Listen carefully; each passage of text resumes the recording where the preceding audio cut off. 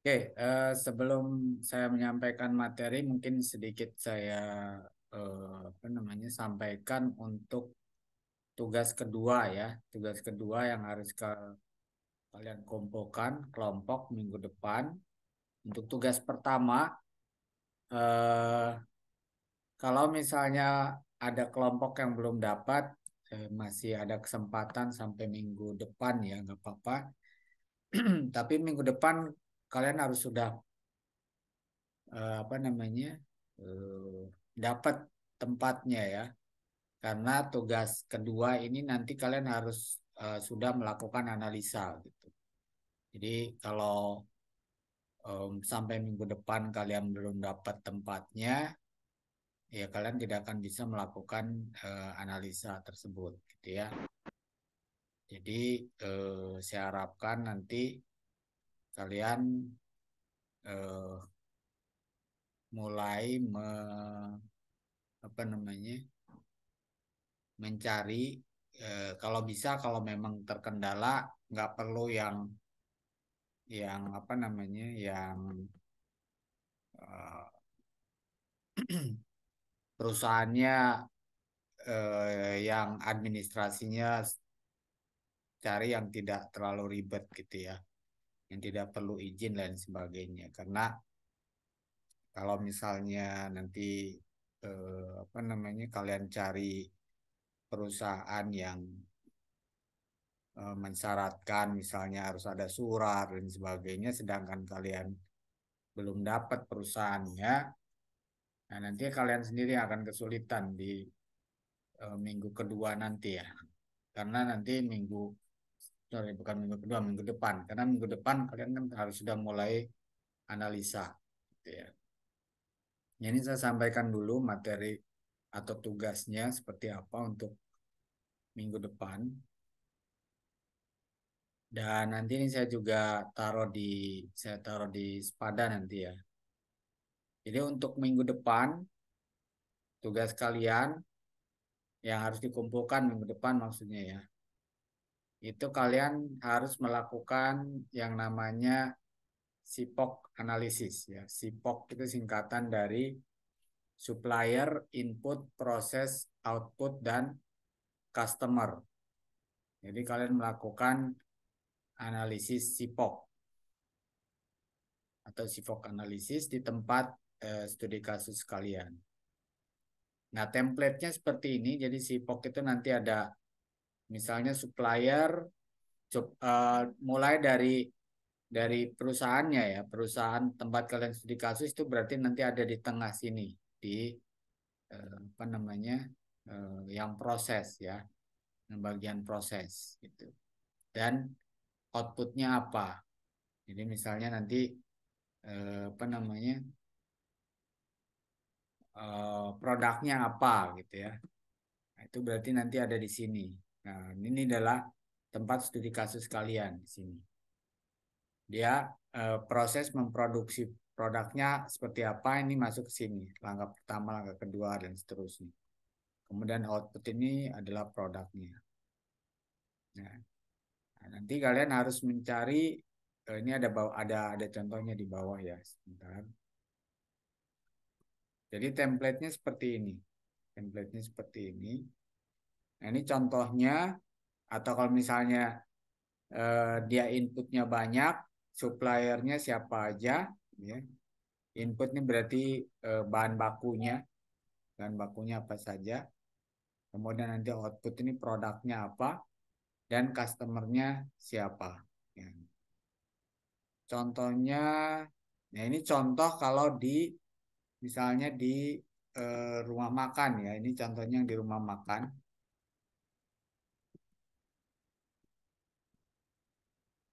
Jadi ya mulai dari apa namanya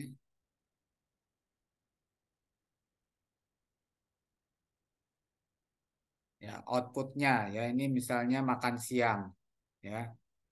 Ini di apa namanya lunch, Bahama Bistro, ini namanya nama nama ininya, nama restoran atau kedainya gitu ya. Nah, ini dia outputnya kan berarti makan siang ya, makan siangnya eh, di deliver gitu ya. Nah, kemudian dia prosesnya bagaimana? Ini proses customer memesan makan siangnya gitu ya. Customernya datang atau melalui misalkan sekarang pakai online gitu ya, pakai GoFood dan lain sebagainya.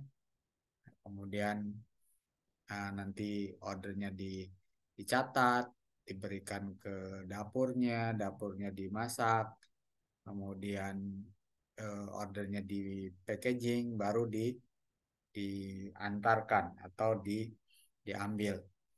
Nah, nanti di sini inputnya apa? Inputnya ya berarti kalau pesanannya ada lunch ordernya, kemudian ada bahan baku untuk buat makan siangnya, kemudian kalau dia ada packagingnya, input dari packagingnya gitu ya. Nah, masing-masing ini kan ada suppliernya. Suppliernya siapa? Nah, sedetail mungkin ini dibuat ya. Jadi semakin detail itu semakin bagus. Ini contoh yang pertama. Contoh yang kedua adalah ini yang di dealer misalnya. Ya, kalau tadi ada produknya, ini ada di dealer misalnya. Nah, ini proses si customer memesan di dealer mobil ya, memesan mobil mulai dari eh, apa bagian marketingnya ketemu dengan calon pembeli misalnya, kemudian calon pembelinya eh, menyampaikan kebutuhannya apa, sampai test drive dan sebagainya, sampai dia setuju untuk beli, gitu ya. Nanti outputnya apa? Outputnya misalnya mobilnya terjual. Ya. Nah, di sini nanti ada requirement tambahan. Requirement ini adalah customer requirementnya. Jadi eh, apa namanya? Customernya butuh apa, gitu ya? Apa yang dibutuhkan oleh customer? Customer pengen apa? Nah, ini juga sama. Ini customer requirementnya apa? Akurat, on time, ya, kemudian available dan sebagainya.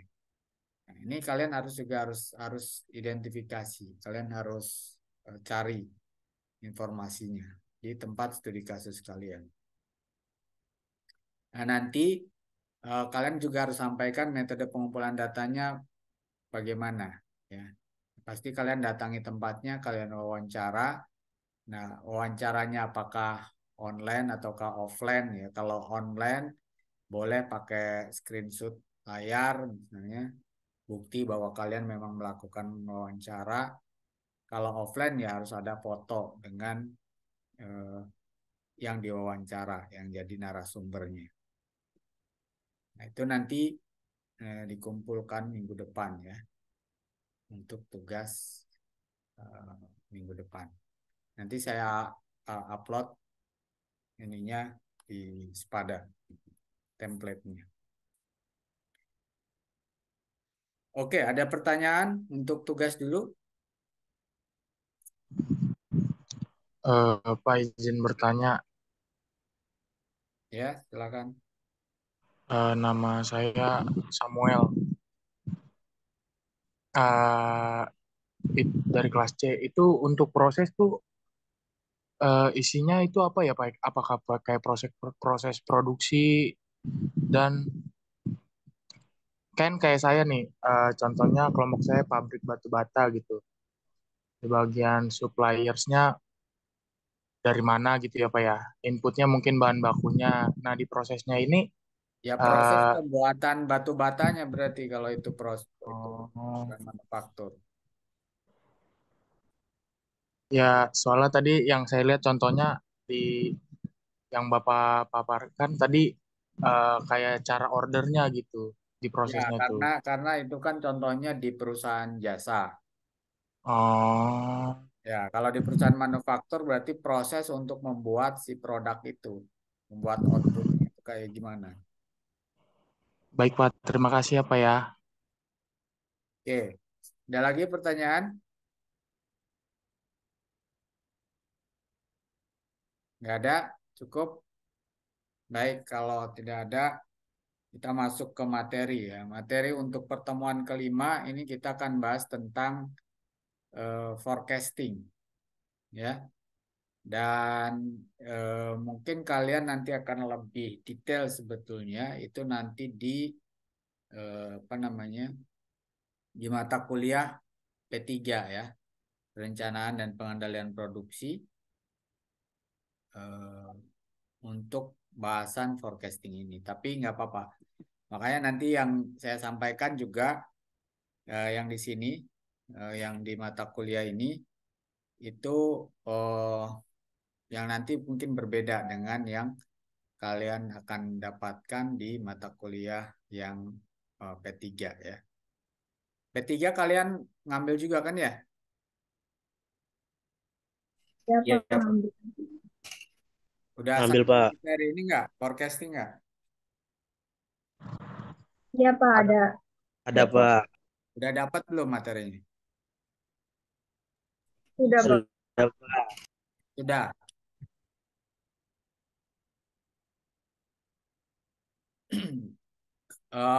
Yang di P3 pakainya apa? Excel untuk forecastingnya? Excel, Pak. Oke, Excel ya. Oke, karena di P3 saya pakai Excel, nanti yang di sekarang saya akan ajarkan kalian pakainya Python. Kalian udah dapat pemrograman kan pakai Python?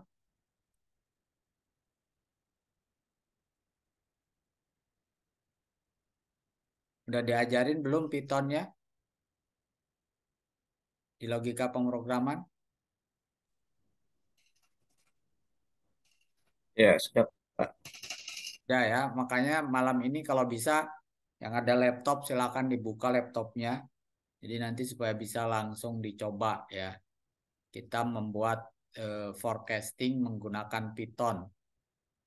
Ya, kalau di P3 mungkin pakai Excel atau pakai QM ya.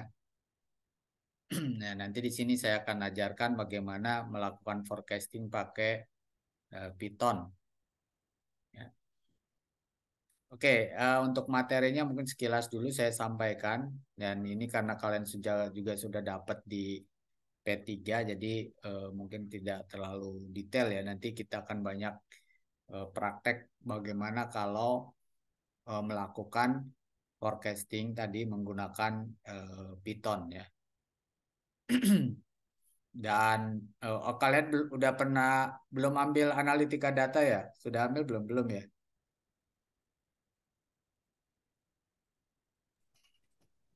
Belum, Pak. Belum, Pak. Belum ya, semester 5 misalnya.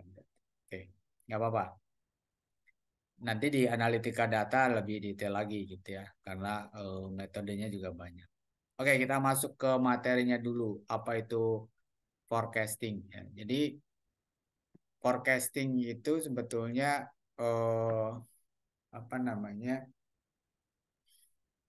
satu metode gitu ya untuk mengetahui ke depan itu kebutuhannya seberapa banyak. Nah, kalau di rantai pasok eh, sebetulnya kebutuhan ini didapatkan dari untuk mengetahui demand ya, permintaan. Karena kan rantai pasok itu kan sebetulnya bagaimana mencocokkan antara demand dengan supply. Nah, demand ini kan kalau kita bicara rantai pasok kan selalu dimulai dari ini supplier gitu ya. Kemudian di tengah ini ada manufaktur, kemudian nanti dia setelah di manufaktur itu apakah ada distributor misalnya atau ada retailer gitu ya. Ini tergantung. Misalnya distributor, kemudian ada retailer, baru terakhir itu adalah customer akhir di sini. Ini customer akhir. Nah, kalau supply chain itu pasti bicaranya seperti ini. Nah, kalau kita kenapa perlu dilakukan forecasting di supply chain, ya? Karena bisa jadi antara permintaan yang di customer akhir dengan permintaan di setiap bagian di sini Ya, di sini misalnya retailer, di sini tadi distributor gitu ya. Itu dia berbeda. Ya. Dan nanti di supply chain itu nanti ada istilah yang disebut dengan efek cambuk apa namanya, kerbau ya, atau cambuk bull ya, bullwhip effect gitu. Mungkin nanti di pertemuan berikutnya ini akan dibahas apa itu bullwhip effect. Jadi cambuk kerbau atau cambuknya banteng gitu ya, bull itu kan dia akan seperti ini bentuknya. Jadi semakin ke belakang itu dia akan semakin eh, frekuensinya atau fluktuasinya itu akan semakin besar. Nah, ini menunjukkan bahwa permintaan di customer akhir itu akan terdistorsi. Jadi semakin ke sini, ini dia distorsinya akan semakin besar. Misalnya sebetulnya customer akhirnya itu butuhnya cuma 20 gitu ya. Tapi nanti ke retailer jadi 50, jadi 70, terus sampai permintaan ke suppliernya misalnya jadi 100. Nah, ini kan perbedaan yang sangat besar gitu ya. Si perusahaan ini pesan ke suppliernya 100, padahal permintaan customer akhirnya itu cuma butuh 20. Dan ini sebenarnya kerugian bagi perusahaan gitu. Dia membeli barang yang sebetulnya itu yang dibutuhkan oleh customer akhirnya lebih sedikit. Nah, itu kan pemborosan ya. Dan itu merugikan. Nah, oleh karena itu perlu dilakukan forecasting ya. Dan apa namanya? Sebetulnya ini nanti bisa diatasi nanti kalau misalkan eh, informasi yang terjadi di setiap titik itu sudah real time. Nah, kalau sudah real time, jadi kalau customernya pesan 20, informasi di retailer, distributor, manufaktur, sama supplier ini juga sama 20. Nah, ini bisa terjadi dengan bantuan teknologi informasi ya. Misalnya sekarang dengan adanya e-commerce dan lain sebagainya. Nah, itu sebetulnya untuk mengantisipasi ini. Nah, ketika itu forecasting nggak diperlukan gitu. Nah, nah, forecasting ini juga sebetulnya dibutuhkan kalau misalkan perusahaan itu menerapkan yang disebut dengan service level ya. Apa service level? Service level itu adalah eh, bagaimana si perusahaan itu bisa menjamin ketika customer itu butuh produk, maka produk itu pasti tersedia. Nah, itu yang disebut dengan service level. Misalnya kalau perusahaan menetapkan service levelnya itu adalah 100% gitu ya. Jadi service level 100%. Itu artinya apa?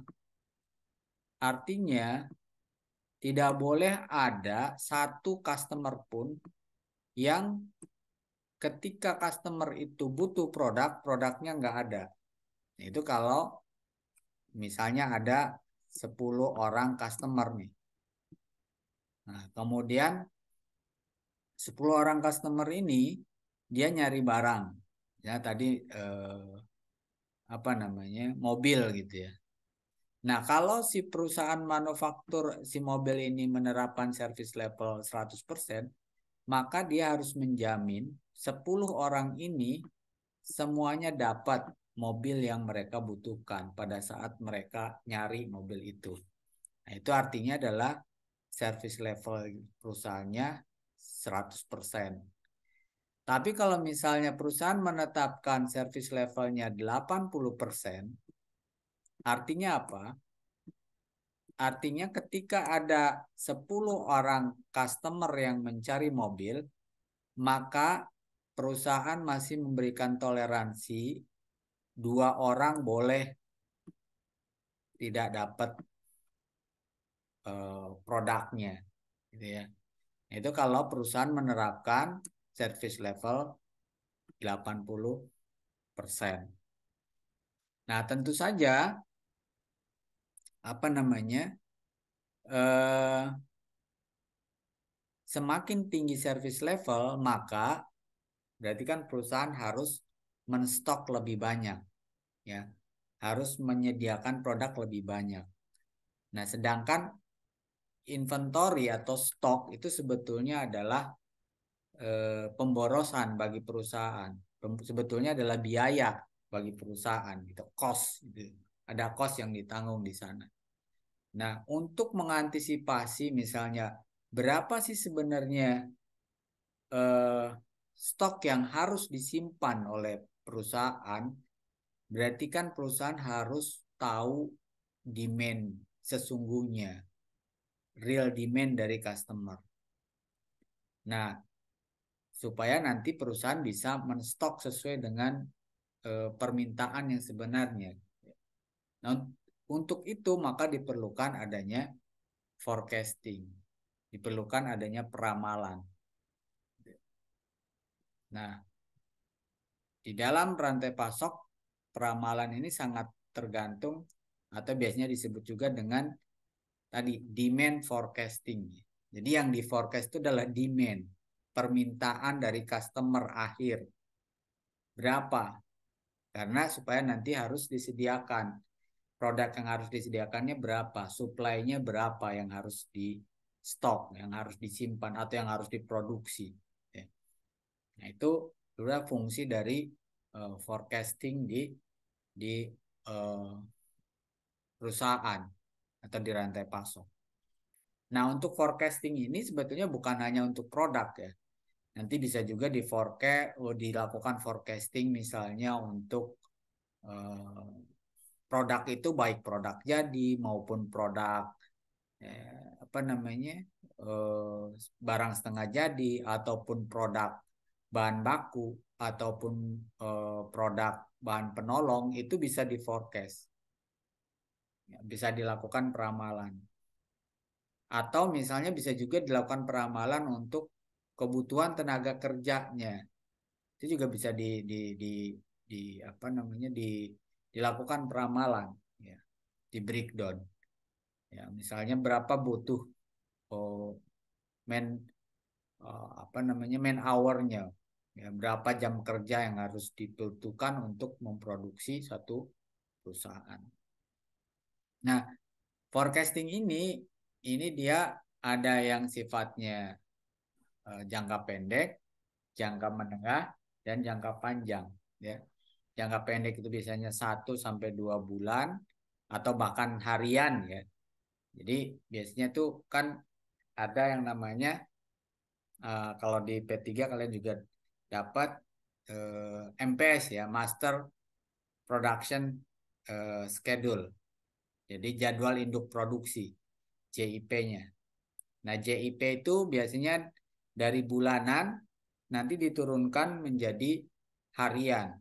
Jadi produksi hariannya itu berapa.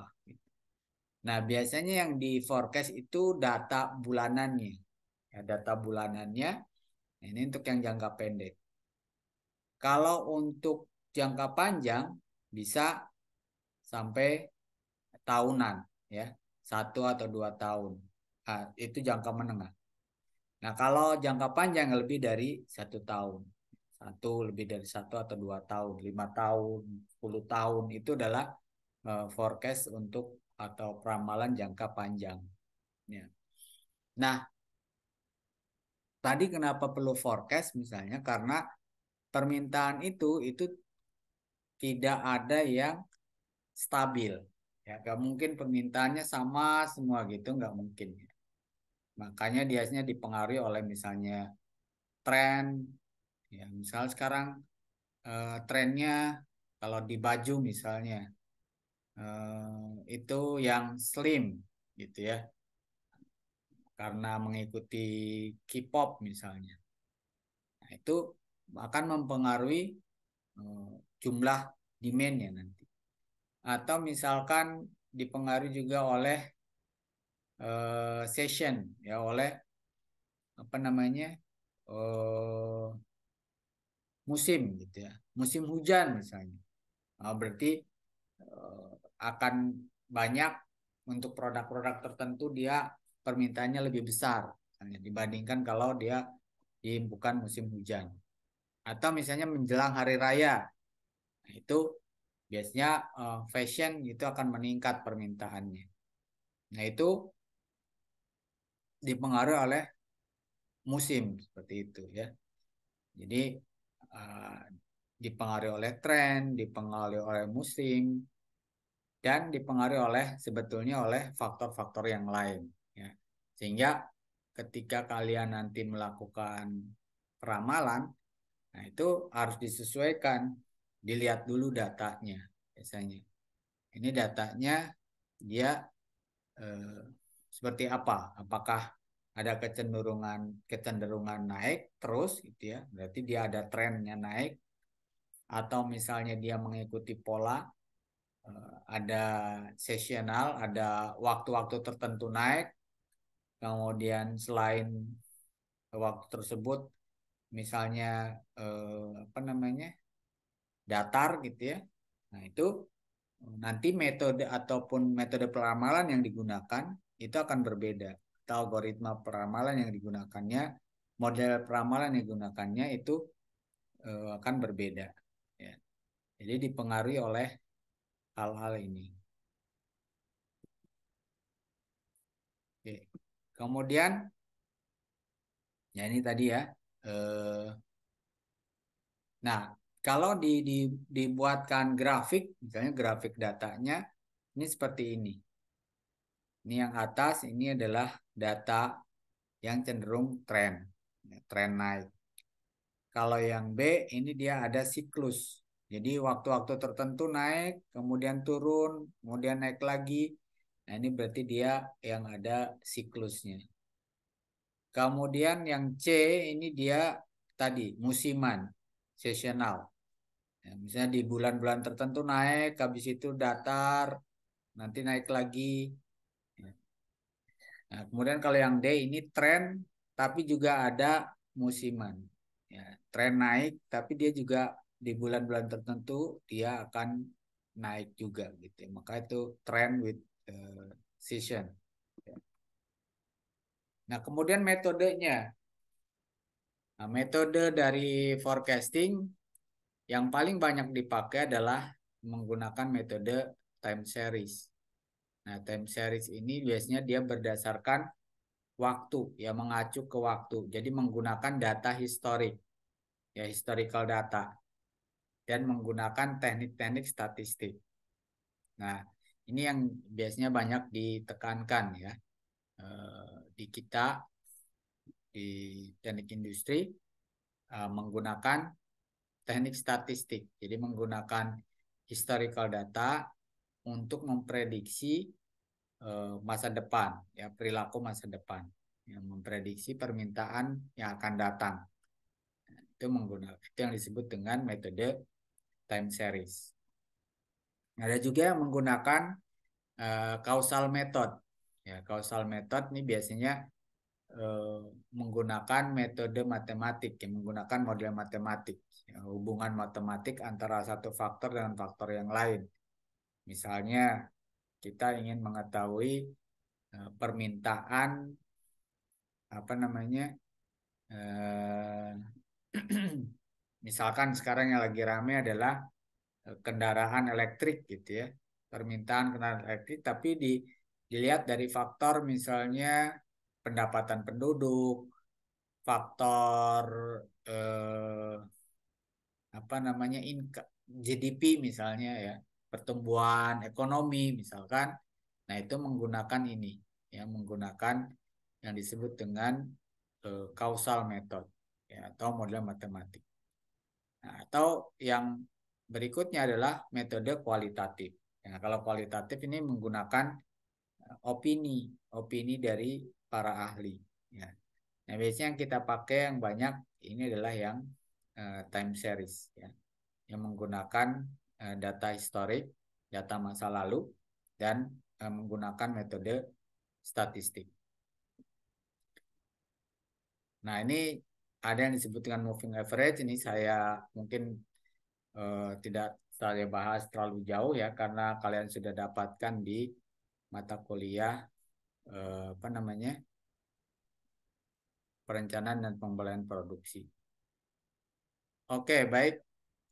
Sekarang kita langsung ke bagaimana kalau menggunakan apa namanya, Python ya. Kenapa perlu menggunakan Python? Ya, karena untuk peramalan saat ini, jadi trennya ke depan peramalan itu sudah memanfaatkan AI, ya. Memanfaatkan artificial intelligence. Nah, menggunakan artificial intelligence tentu saja harus menggunakan apa namanya, metode-metode yang lebih advance, ya, menggunakan teknik-teknik data mining atau menggunakan teknik-teknik machine learning. Jadi kalau yang seperti tadi disampaikan, misalkan apa namanya, yang menggunakan Excel ya, moving average, misalnya exponential moving average dan sebagainya, itu adalah teknik-teknik kalau yang disebut sebagai teknik tradisional gitu ya. Sedangkan kedepannya dengan perkembangan AI sekarang, artificial intelligence, dan juga apa namanya, big data dan juga deep learning gitu ya, itu sudah tidak memungkinkan lagi menggunakan teknik-teknik yang istilahnya itu adalah klasik, model klasik. Maka ke depan yang digunakan adalah metode-metode yang memanfaatkan artificial intelligence. Nah, untuk bisa menggunakan itu, kalian harus mempunyai skill programming. Ya, salah satunya adalah menggunakan bahasa Python. Ya. Nah, ini di sini sebutkan bahwa time series forecasting method itu terbagi atau dikategorikan ada 3 nih. Yang tadi yang kalian pelajari atau kalian pelajari di mata kuliah P3 perencanaan pangan produksi, ini kan ini ya, moving average, exponential smoothing, ARIMA, SARIMA dan sebagainya. Itu adalah disebut sebagai classical model klasik. Nah, sekarang itu dengan perkembangan artificial intelligence, dengan perkembangan data science, sudah beralih ke sini, machine learning. Sehingga metode yang digunakan misalnya pakai random forest, pakai XGBoost, dan model-model machine learning yang lainnya. Bahkan kalau advance lagi, nanti akan menggunakan metode yang disebut dengan deep learning, yaitu menggunakan recurrent neural network RNN atau long short term memory LSTM. Nah, ini yang sudah menggunakan metode yang terbaru, ya, menggunakan deep learning atau menggunakan metode-metode yang digunakan oleh artificial intelligence. Gitu. Jadi ke depan kalian, ya walaupun basicnya ini tetap kalian harus pelajari ya, yang classical model ini. Tapi ke depan di perusahaan tempat kalian bekerja, misalnya 5 tahun atau 10 tahun lagi, ini yang dipakai ini, apalagi dengan berkembangnya sekarang big data gitu ya. Itu kalian kalau perusahaannya sudah menerapkan apa namanya, industri 4.0, di mana misalkan bukan hanya untuk data demand-nya, data permintaan dari customer, tapi misalnya data-data mesin di perusahaan itu sudah dipasangi sensor, maka kalian juga bisa melakukan teknik peramalan ini untuk misalnya memprediksi kapan mesin itu akan mengalami kerusakan. Nah, itu sama menggunakan metode forecasting. Jadi kalian meramalkan kapan kira-kira mesin itu perlu dilakukan perawatan. Jadi sebelum mesin itu rusak, kalau kalian sudah punya datanya, kalian bisa tentukan nih pada menit keberapa si mesin ini atau pada jam keberapa setelah dia mulai running itu harus dilakukan maintenance supaya tidak rantai proses produksinya tidak berhenti gitu. Nah, itu bisa menggunakan metode peramalan ya. Dan kalau dia sudah dipasangi sensor mesinnya, berarti kan data yang diperoleh itu sangat banyak. Sehingga tidak bisa lagi menggunakan metode klasik ini. Jadi ke depan itu sudah menggunakan ini, deep learning. Ya. Oleh karena itu makanya kenapa malam ini saya coba kalian ajarkan bagaimana melakukan peramalan ya menggunakan deep learning ini, menggunakan machine learning gitu ya. Nanti kita akan coba. Nah, kalau kita lihat di sini,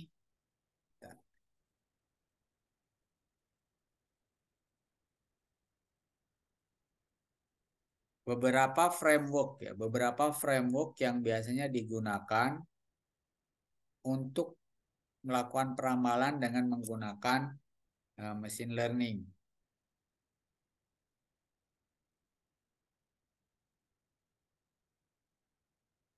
Nah, ini ya. Jadi framework di Python yang biasa digunakan untuk melakukan forecasting. Yang pertama yang disebut dengan Facebook Prophet. Ya, Facebook Prophet ini adalah satu software yang dikembangkan oleh Facebook ya, yang biasa dipakai untuk melakukan forecasting. Ya. Nah, saya sudah membuat tutorial di channel YouTube saya. Nanti kalian bisa lihat bagaimana melakukan peramalan menggunakan Facebook Prophet ini. Kemudian yang kedua adalah SKTime. Ini juga sama. Nah, ini dia open source. Ini adalah framework dari Python juga untuk melakukan peramalan. Kemudian berikutnya adalah PMD Arima. Ini juga sama. Ini adalah library yang bisa dipakai di Python untuk melakukan peramalan. Kemudian ada CATS. Ini juga kalau CATS ini juga sama seperti Prophet tadi ya. Ini dia dibuat oleh timnya Facebook, data science-nya Facebook untuk kita bisa melakukan forecasting atau peramalan. Kemudian juga kita bisa menggunakan framework Orbit. Nah, kalau Orbit ini dibuat oleh Uber. Uber itu seperti kalau di Indonesia adalah Gojek ya atau Grab. Tapi memang di Indonesia ini tidak berkembang ya karena ya kalah sama Gojek sama Grab ya. Tapi kalau di luar negeri Uber ini menguasai di Amerika gitu ya, di Eropa. Nah, ini dia juga mengembangkan framework untuk melakukan time series forecasting ini namanya Orbit. Nah, kemudian ada satu lagi yang disebut dengan PyCaret. Nah, ini PyCaret ini adalah library di Python. Nah, dia sifatnya kalau PyCaret ini adalah auto ML ya, auto machine learning. Jadi kan kalau kalian melakukan peramalan itu sebelum kalian menentukan metode peramalan mana yang akan digunakan, itu biasanya kalian punya data nih. Data itu diolah, kemudian kalian harus cari dari data yang kalian punya model mana yang errornya paling kecil, ya. Errornya paling kecil. Nah, model yang mendapatkan error paling kecil. Error itu apa? Error itu adalah eh, perbandingan antara hasil peramalan dengan data sesungguhnya. Itu adalah error. Yang paling baik adalah hasil peramalan itu gap-nya kecil dengan data nyatanya. Semakin kecil gap berarti hasil peramalannya itu semakin baik. Jadi model yang digunakan untuk meramalkannya itu semakin baik. Dan model itulah yang harus digunakan. Yang paling bagus kalau misalnya nilainya sama nih, antara data hasil peramalan dengan data aslinya, data awalnya ya. Kan ini pakai historical data ya kalau time series. Nah, itu yang paling bagus. Tapi kalaupun tidak, maka dicari model peramalan yang gap antara hasil peramalannya, data hasil peramalannya itu dengan apa namanya, dengan eh, data aslinya itu yang gapnya seminim mungkin, ya. Itu yang disebut dengan error. Nah, biasanya error, untuk menghitung error itu ada beberapa eh, apa namanya, cara yang digunakan, ya. Nah, ini saya masuk ke forecast akurasinya. Bagaimana menentukan keakuratan hasil ramalan, ya, yang disebut dengan forecast akurasi.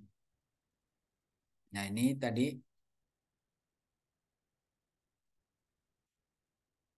disebutkan bahwa hasil peramalan itu pasti ada deviasi dengan nilai aktualnya gitu ya. Pasti ada gap. Nah, perbedaan antara hasil peramalan dengan nilai aktualnya, nah itu yang disebut dengan forecast error. Error tadi yang disebut dengan error dari peramalan. Nah, forecast error ini harus dicari yang seminimal mungkin. Kalau nggak bisa sama, cari yang errornya paling kecil. Artinya gapnya paling kecil. Ya, perbedaannya itu paling paling kecil antara data aktual dan data hasil peramalannya.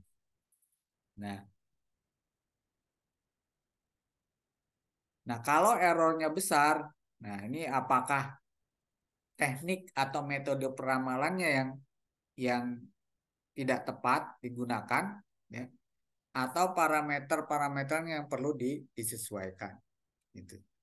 Tadi kan banyak ya metodenya, misalnya kayak yang klasik aja banyak, ada exponential smoothing, ada eh, autoregressive moving average, ada moving average-nya sendiri dan sebagainya, ya. Nah, itu kalau kalian punya data, itu kalian harus coba dulu dengan beberapa eh, metode peramalan. Ya, misalnya pertama pakai moving average, dilihat. Kemudian misalnya pakai exponential smoothing, dilihat hasilnya. Ya. Nah, nanti dibandingkan mana errornya yang paling kecil. Nah, error yang paling kecil metode itulah yang dipilih untuk dijadikan sebagai dasar meramalkan atau teknik peramalan yang harus nanti kalian gunakan. Nah, untuk mengukur forecast error ada beberapa metode. Ada yang disebut dengan MAD atau MAE, sama ya, mean absolute deviation atau mean absolute error. Ada yang disebut dengan MAPE, mean absolute percentage error dan sebagainya. Ya, ini ada MAD, ada, jadi macam-macam gitu ya. Dan ada yang menggunakan mean absolute, bahasanya deviation, atau mean absolute error, sama aja. Ya, ada deviasi itu maksudnya adalah error itu. Ya. Nah, nanti di apa namanya di yang menggunakan kalau kita menggunakan tadi yang PyCaret ya, karena dia sifatnya adalah eh, auto machine learning gitu ya. Nah, nanti dia akan secara otomatis memilihkan metode peramalan mana yang paling eh, bagus atau errornya paling kecil. Nah, nanti metode peramalan itulah yang akan digunakan. Yang akan digunakan untuk meramalkan datanya. Oke, baik kita coba mulai ya. Eh, Kalau yang pakai laptop silakan eh, bisa di.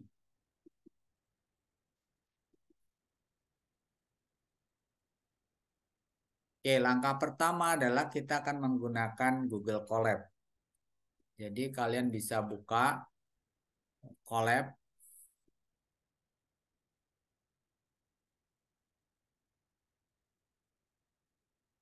Kemudian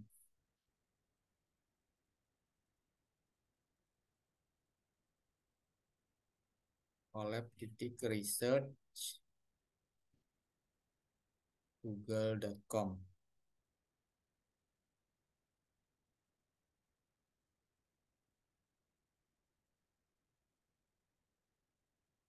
Oke, jadi kalau kalian akan menggunakan Python, kalian bisa menggunakan Google Colab ini.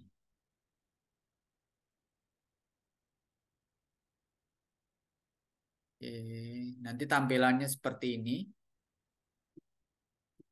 Ya, seperti ini. Nah, karena saya sudah punya codingannya, kalian bisa langsung upload ya, upload notebook di sini. Nah, nanti dia akan milih choose filenya.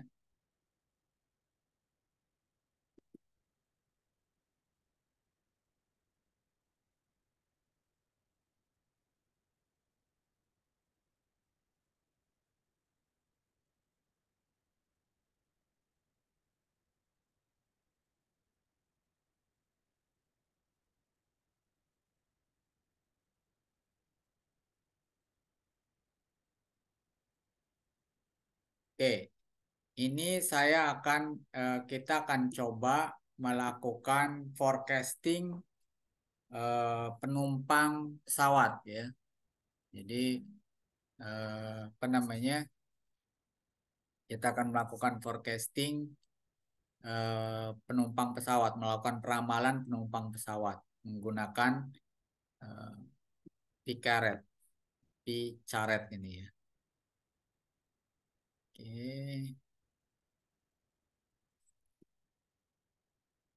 ini sudah berhasil di upload untuk apa namanya codingannya. Nanti codingannya saya share juga ke kalian ya.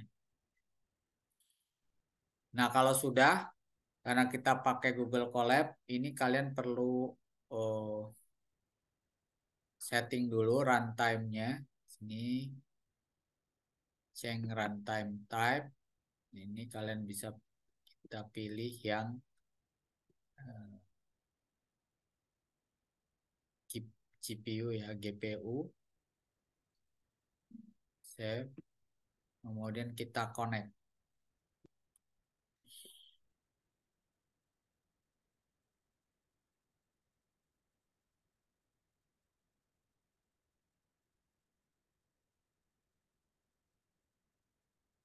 Jadi kalau kalian mau coding Python itu eh, kalian tidak perlu punya komputer yang speknya bagus ya. Cukup kalian menggunakan Colab ini, Google Colab. Oke. Jadi di sini disebutkan bahwa kita akan melakukan peramalan untuk jumlah penumpang pesawat ya, setelah tahun 1960 ya, menggunakan eh, library PyCaret di Python, ya. Nah, di dataset yang akan kita gunakan itu ada dua kolom, ada kolom bulan dan kolom jumlah penumpangnya. Ya. Jadi kalau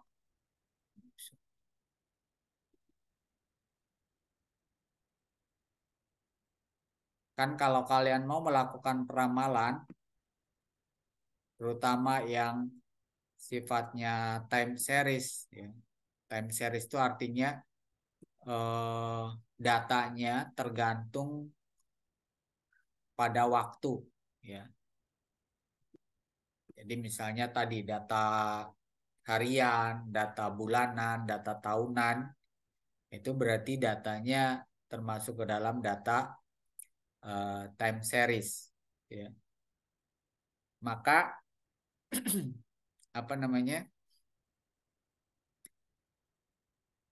di data time series, kalau kalian mau melakukan peramalan, ya, biasanya nanti dia ada yang menunjukkan waktunya, apakah hari ataukah bulan ataukah tahun.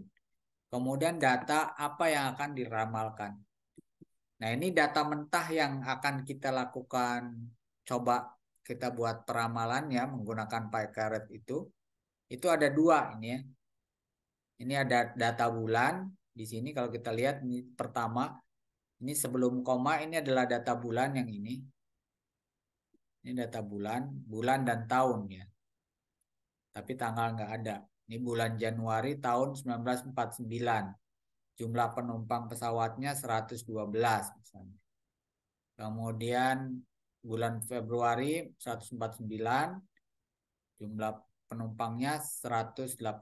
Terus ini ada, kalau kita lihat sekitar 100, ini ada 145 baris ya. 145 dikurangi kepala barisnya berarti 144 data. Jadi kita punya 144 data yang akan kita lakukan buat peramalannya. Oke, kita balik lagi ke Python-nya. Lagi ke codingan Python-nya. Nah, jadi di sini ada dua kolom ya, kolom bulan tadi, bulan, tahun dan bulan, dan ada jumlah penumpangnya. Dan di sini juga ada keterangannya apa itu PyCaret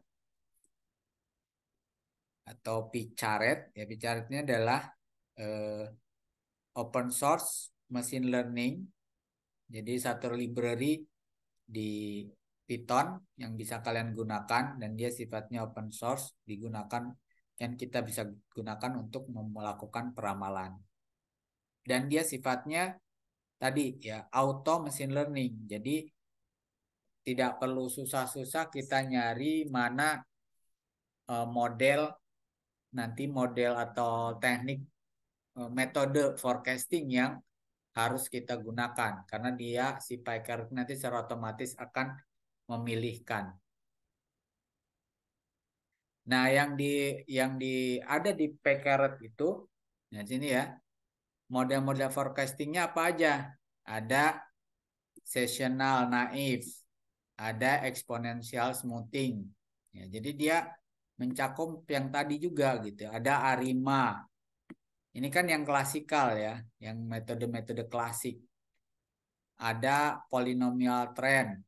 Nah, kalau yang bawahnya ini baru, ini sudah menggunakan yang machine learning. Ada Canar's neighbor, ada linear, ada extreme gradient, ya, extreme gradient boosting, ya.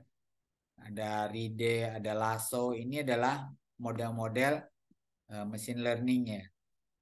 Model-model machine learning. Kalau yang atas ini yang klasik tadi. Ada seasonal, ada eksponensial, ada moving average, ARIMA. ARIMA ini singkatan dari autoregressive moving average ya. Oke. Sekarang kita mulai ya. Langkah pertama kita install dulu. Kita install Picaretnya menggunakan perintah ini. Tanda seru pip. Kita install Picaretnya.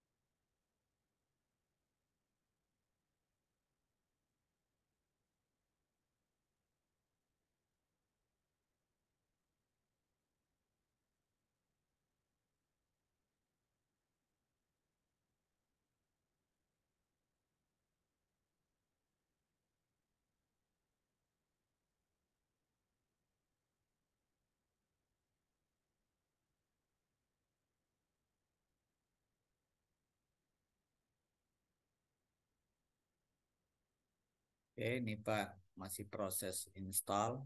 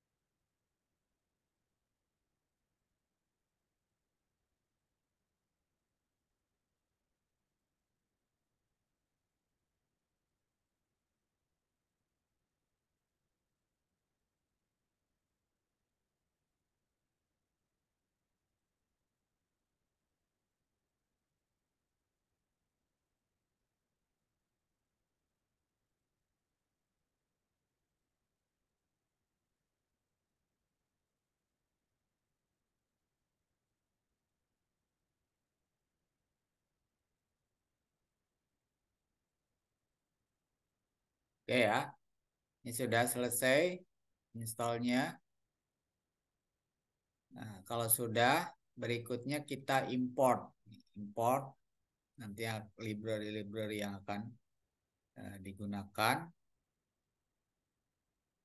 Nah, ini harus tutup. Tutup sini.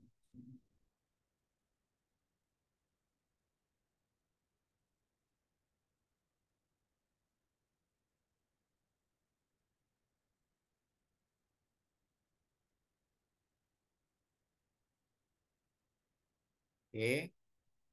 Nah, berikutnya adalah kita panggil tadi ya, panggil file CSV-nya tadi ya. Nah, cara panggilnya adalah atau kita upload dulu data yang akan kita apa namanya? Data historis yang kita punya. Kita upload di sini. Nah, kalau sudah ini titik tiganya diklik, kemudian klik yang copy paste itu ditaruh di sini. Ini kita delete saja.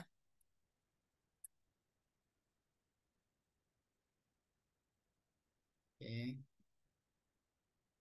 Kemudian kita running. Nah, ini kelihatan sekarang ya. Ini datanya kan tadi yang dalam bentuk CSV ya. Data bulan dan data jumlah penumpangnya. Ini data tahun dan bulannya. Kemudian kita lihat informasinya. Nah, ini tadi informasi dari data yang kita punya. Ada 144 baris, ada 2 kolom. Kolom ini tadi adalah kolom bulan ini ya, dan kolom jumlah penumpang. Kemudian di sini datanya lengkap, ada 144 dua-duanya, berarti tidak ada data yang kosong ya, makanya disebut dengan non null. Non null itu berarti tidak kosong, jadi datanya terisi semua ya. Karena kalau misalnya ada data yang kosong ini berarti harus disamakan jumlahnya ya. Misalnya kalau jumlah bulannya 144, jumlah data jumlah penumpangnya cuma 143. Nah, berarti harus ada yang di delete ya, biar jumlahnya sama 143 juga gitu ya. Nah, kalau ini sama dua-duanya, jadi tidak perlu di delete. Kemudian nah ini untuk sebaran datanya, sebaran data yang ada itu nilai rata-ratanya 280 apa namanya? Jumlah penumpangnya. Kemudian penumpang paling rendah 104 dan penumpang paling banyak 622 ya. Nah, kemudian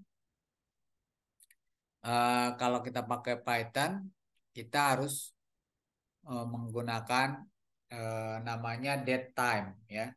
Jadi indeks. Nah, yang mau kita jadikan indeks di sini adalah kolom bulan. Ya, kolom bulan ini kita jadikan indeks sebagai datetime. Jadi kalau melakukan peramalan time series ya, time series forecasting di Python, maka yang pertama harus dilakukan adalah kita harus ada kolom yang dijadikan sebagai indeks. Dan indeksnya itu dirubah menjadi datetime. Nah, ini kita menggunakan kolom bulan ya. Nah, ini set bulan, kolom bulan sebagai indeks. Oke. Nah, jadi kalau sudah dijadikan indeks, dia nggak tampil lagi kolom bulannya ya. Yang ada hanya data jumlah penumpangnya saja. Nah, berikutnya baru kita melakukan setup untuk library pcaret-nya ya. Oke.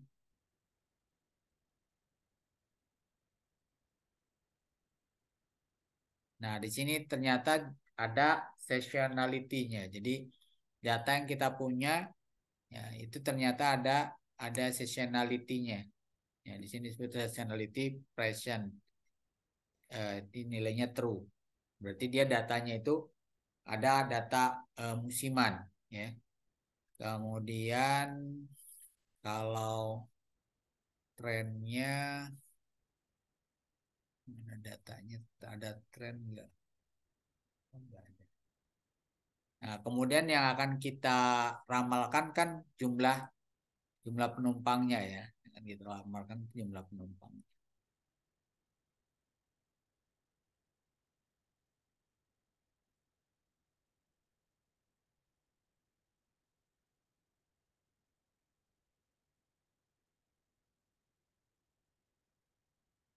Oke, kita cek di statistiknya. Nah, ini untuk kalau kalian mau ngecek secara statistik juga bisa ya. Misalnya syarat dari time series itu datanya tidak, sorry, kalau dari data yang kita punya kita bisa tahu ya bahwa data yang kita punya itu misalnya tidak stasioner gitu. Karena tadi ada kalau stasioner itu kan berarti datanya rata terus ya. Nah, itu biasanya kalau rata terus itu menggunakan apa namanya? Pendekatan naif aja udah bisa gitu ya. Jadi karena dia datanya sama semua ya, rata-rata semua. Atau pakai menggunakan moving average gitu. Tapi kalau kita lihat di data permintaan itu kan pasti berubah-ubah ya. Hampir tidak mungkin data permintaan itu sifatnya sama semua ya. Nah, di sini disebutkan bahwa ternyata dari hasil uji statistik, ini uji statistik ya, ternyata datanya eh, tidak stasioner ya. Ini stationarity false. Jadi ya, karena tadi kan juga ada seasonal dia. Jadi datanya itu justru musiman ya, bukan data yang seasonal. Oke, kemudian kita plotting. Nah, kalau di plot seperti ini, ya kan? Jadi dia ada tren dan dia ada musim. Nah, ini seasonalnya kelihatan di sini. Setiap dia berapa bulan dia naik, kemudian turun. Ya, beberapa bulan naik turun. Tapi dia ada tren naik ke atas di sini. Jadi trend with seasonality ini. Jadi tren dengan adanya seasonality. Ya, nah di sini ya. Jadi multiplicative seasonal variability with additive trend. Oke, kemudian berikutnya kita dari data yang kita punya itu kita split datanya ya. Tujuannya untuk apa?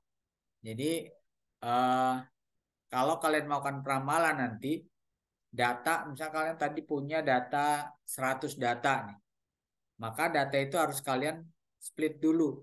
Misalkan 70 data ini saya gunakan untuk mencari modelnya. Nanti sisanya yang 30, nah ini saya gunakan untuk menguji ya, menguji model yang dibuat menggunakan 70 data itu.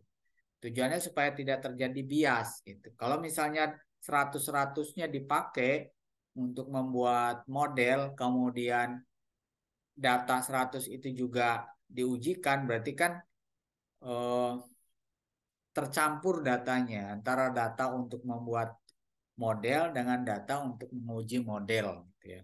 Makanya kalau kalian menggunakan data science, teknik data science atau teknik data mining, nah itu kalian harus dari data yang kalian punya itu kalian harus split. Nah, split datanya pecah menjadi dua. Data yang digunakan untuk membuat model, kemudian data yang digunakan untuk menguji. Bagaimana cara splitnya? Jadi ada aturannya. Bisa 70-30, 80-20, atau 90-10. Ya. Rata-rata biasanya yang dipakai adalah 80-20. Nah, jadi kalian bisa menggunakan misalnya 70 untuk membuat modelnya, 30 untuk menguji. Atau 80 data untuk membuat model, 20 untuk menguji modelnya. Kemudian 90 untuk membuat modelnya, berarti 10 data itu untuk mengujinya. Ya. Jadi kalau menggunakan teknik machine learning ya, atau data mining atau data science, itu kalian harus split dulu, harus pecah datanya. Nah ini ya, jadi dari data yang dipunya tadi yang 144, itu dia di sekitar tahun 1960 ini dia untuk data pengujiannya. Nah, yang merah ini data untuk membuat modelnya. Nah, kemudian juga di sini dilakukan cross validation ya. Cross validasi ini untuk supaya modelnya lebih valid lagi. Nah, seperti ini. Ya. Jadi diacak, data yang digunakannya diacak, tidak tidak berurutan, sehingga nanti model yang dihasilkan juga lebih eh, lebih bagus ya. Oke, kemudian kita lihat, kita analisa dari plot datanya gitu ya, sebelum dilakukan pembuatan model. Kemudian kita cek dekomposisi datanya juga untuk mengecek apakah benar datanya itu ada seasonal, tren atau enggak. Nah, ternyata benar gitu ya. Ini data aktualnya, kemudian ini ada data seasonalnya. Jadi memang benar datanya itu ada seasonalnya dan ada trennya ya. Jadi selain tren dia juga ada seasonalnya. Nah, itu bisa dilihat menggunakan teknik ini untuk mengecek komposisi apa datanya benar enggak.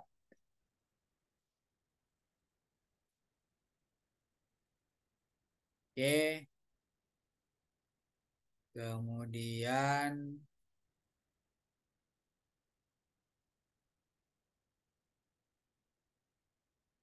kalau ini untuk mengecek juga apa namanya tadi ya datanya mana yang lebih bagus gitu setelah ditambahkan seasonal atau yang belum.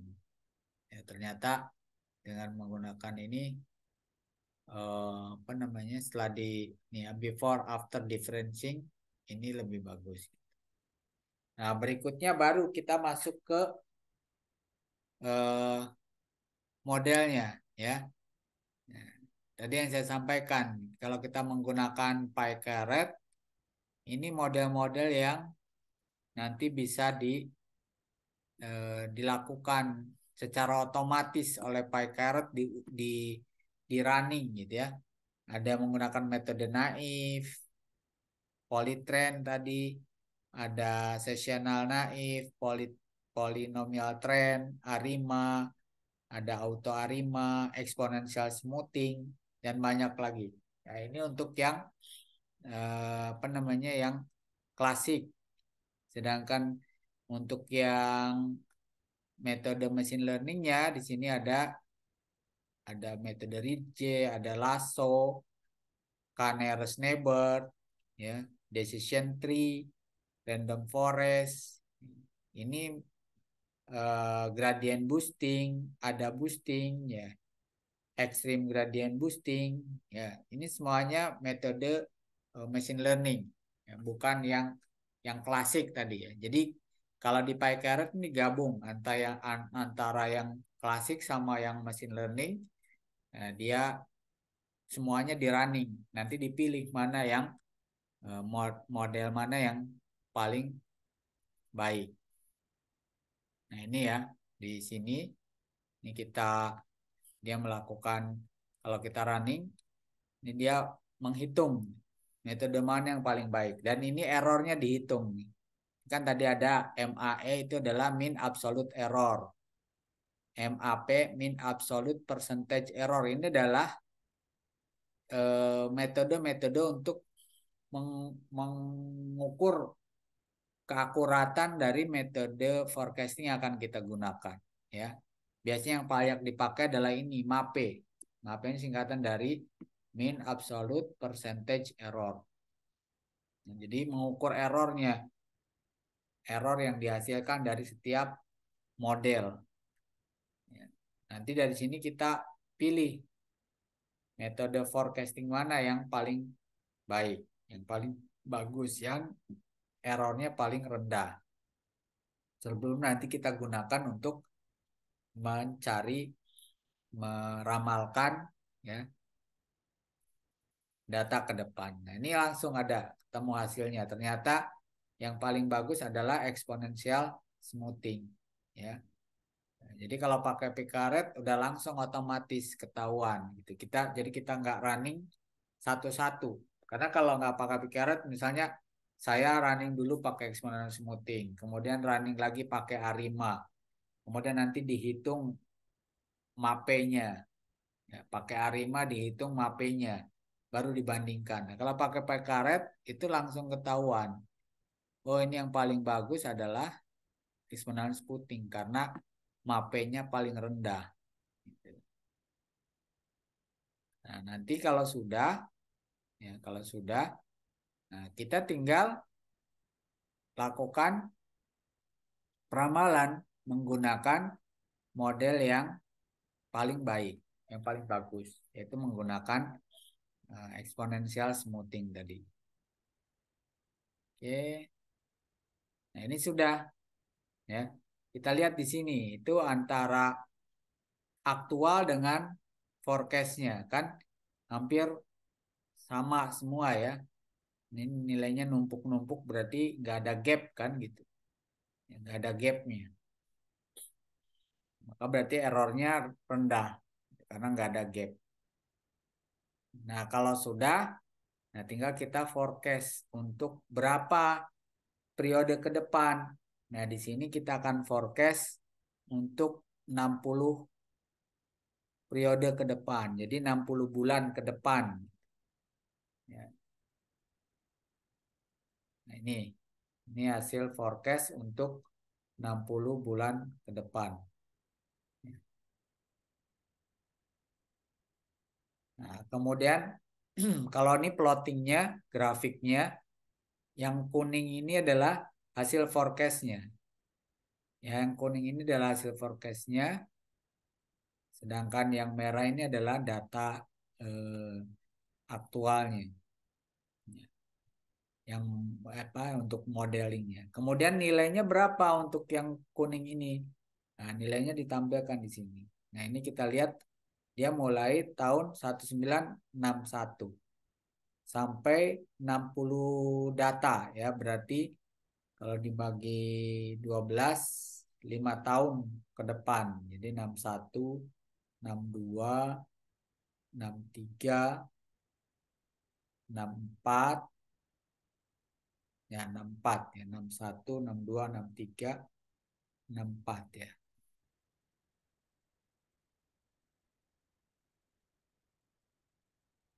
Ya. Nah, ini datanya. Data yang apa namanya? Hasil forecastnya. Ya. Oke. Jadi seperti itu ya. Untuk bagaimana melakukan forecast dengan menggunakan machine learning ya, dengan menggunakan pemrograman Python. Ya, jadi sekali lagi ke depan dengan perkembangan AI itu eh, kalian pun nanti di perusahaan misalnya itu teknik-teknik yang digunakan untuk peramalan ya tidak lagi menggunakan teknik-teknik yang klasik tadi ya, tapi udah menggunakan machine learning atau bahkan nanti mungkin karena eranya adalah big data menggunakan yang deep learning. Ya, kalau tadi yang dicontohkan hanya satu ya, satu contoh teknik machine learning. Nah, sebenarnya masih banyak teknik yang lain ya. Tadi kalau mau menggunakan apa namanya eh, Prophet ya, Facebook Prophet, ini kalian bisa lihat tutorialnya di bentar saya tampilkan di channel YouTube saya sudah ada untuk tutorial menggunakan forecasting menggunakan apa namanya Prophet ya, Facebook Prophet. Saya share linknya sebentar.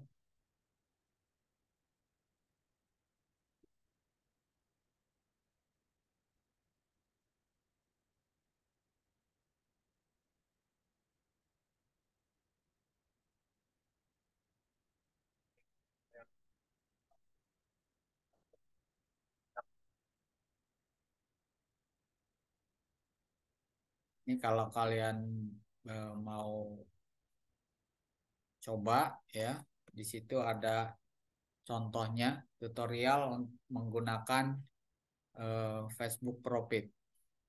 Forecasting menggunakan Facebook Profit. Kemudian yang satu lagi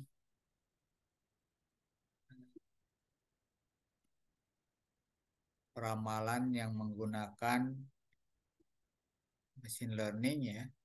Forecasting menggunakan machine learning sama juga menggunakan Python. Kalian bisa juga lihat di sini tutorialnya. Oke, sampai sini ada pertanyaan? Silakan kalau ada.